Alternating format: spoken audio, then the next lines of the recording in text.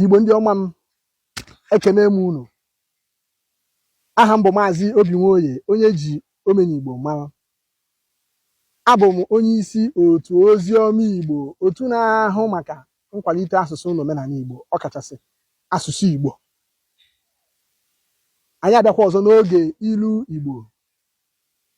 Ihe anyị ji mere isiokwu na nke taa bụ ele na-enwe n'elu. Ele na-enwe n'elu. Kedu ihe ọ pụtara?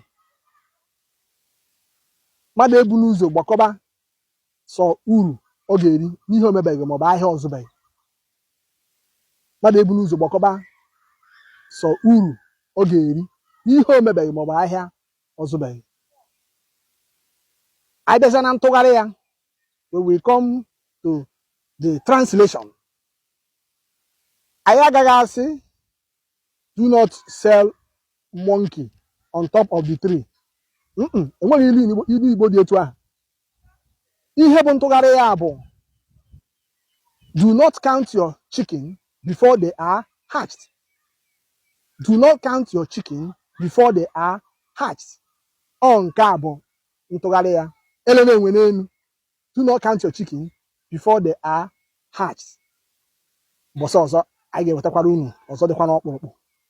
Ngwa tinyere m aka n'akara ịhụnanya, tinyekwa okwu na ngalaba okwu, tụsakwa ozi a ma sonyekwe m.